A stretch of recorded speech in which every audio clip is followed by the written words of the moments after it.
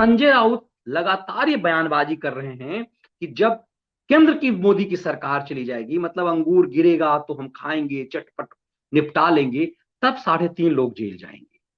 Jail भेज देना तो बहुत आसान है, लेकिन उसे सत्यापित करना उतना ही मुश्किल है। ये संजय राउत समझ नहीं पा रहे हैं। संजय राउत को समझना चाहिए कि उन्होंने अर्नब गोस्वामी को किस तरह से जेल भिजवाया था इन सब ने मिलकर के। और इसी इसी नवाब मलिक ने उस दौर में कहा था अर्नब गोस्वामी के लिए कि आत्महत्या कर लेगा। नवाब मलिक बरबोलापन नवाब मलिक का इसीलिए था, पूरी चीजों को हम बार बार ये समझने की कोशिश कर रहे हैं। नवाब मलिक इतना बरबोलापन इसलिए कर रहे थे कि जब वो गिरफ्तार होंगे तो ये परसेप्शन बना सकें कि उन्हें गिरफ्तार इसलिए किया गया क्योंकि वो केंद्र की मोदी सरकार पर हमला कर रहे थे। अब इस चीज को समझने की जरूरत है कि क्यों नवाब मलिक लगातार इस तरह की बातें कर रहे थे। अब जो नवाब मलिक अर्नब गोस्वामी के लिए कह रहा था कि आदमी सुसाइड कर लेगा या आत्महत्या कर लेगा, वो अर्नब गोस्वामी निकल करके बाहर आ गया।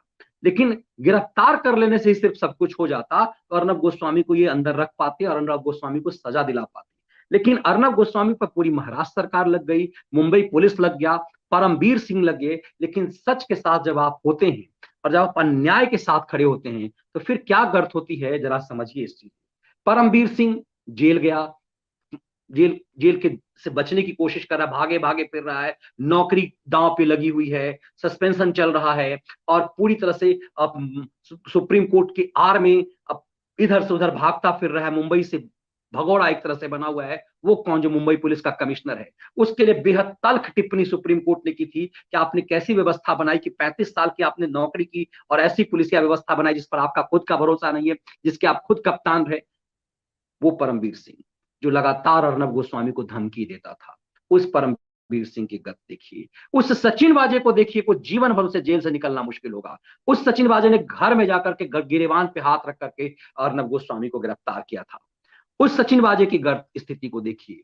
सचिन वाजे के ऊपर जो कार्रवाई कराई, सबसे महत्वपूर्ण उस अनिल देशमुख की स्थिति देखिए कि क्या फर्क पड़ता है। आपको कई बार लगता है कि सरकार कुछ कर ही नहीं, कुछ होता ही नहीं है, लेकिन इन सब को देखिए। इतना ही नहीं, इस नवाब मलिक की गत को देखिए, जिसने अर्नब गोस्वामी को परेशान करने की कोशिश की, टॉर्चर करने की कोशिश की, एक पत्रकार को पत्रकारिता के बदले उसे दूसरे आवरण में घेरने का और षड्यंत्र में उसे बर्बाद कर देने की ठानी। अर्नब गोस्वामी पर हमला दरअसल सिर्फ एक अर्नब गोस्वामी पे हमला नहीं था, ये एक संकेत थे कि यदि आज आपने हमसे पंगा लिया तो हम किस कदर बर्बाद कर सकते हैं। महाराष्ट्र की सरकार ने संकेत अर्नब गोस्वामी के माध्यम से देश के तमाम पत्रकारों को देखी, लेकिन लुटियन दलालों को देखिए। अर्नब की गिरफ्तारी पर चाहे अदालत लगाने वाला संपादक हो, तिहाड़ रिटर्न संपादक हो, ये तमाम लोग जो अपने आप को समझते हैं कि हम राष्ट्रवादी हैं, उन सबके खेल को भी देखिए कि कोई अर्नब के साथ खड़ा नहीं हुआ। लेकिन इन सबके दूसरे स्तर पर खेल देखिए, इनका खेल कैसे होता है कि अर्नब के साथ तो खड़े नहीं हुए, लेकिन शाहरुख खान के बेटे के लिए पींगे एक साथ बढ़ाते रहे।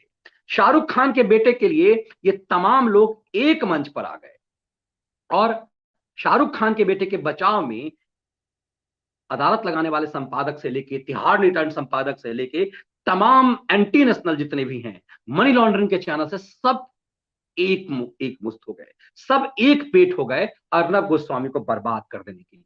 लेकिन अर्नब लौट करके आया और अर्नब को बर्बाद करने वाले तमाम लोग आज अपनी बर्बादी की कहानी लिख रहे हैं। पत्रकारिता की साख राष्ट्रवाद के आवरण ओढ़ने के बाद भी इन सबके पास नहीं है। इसीलिए सच और नैतिकता के साथ जो रहेगा, आखिर जीत उसी की होगी। इस पूरी प्रक्रिया में आप देखेंगे कि पूरा खेल जो महाराष्ट्र में हो रहा है, महाराष्ट्र की महाआघाड़ी की सरकार दरअसल अपनी बर्बादी के दिन गिन रहे हैं और बर्बादी के दिन तो लगातार लगातार गिनते आ रहे हैं। लेकिन आगे आगे देखिए होता है क्या।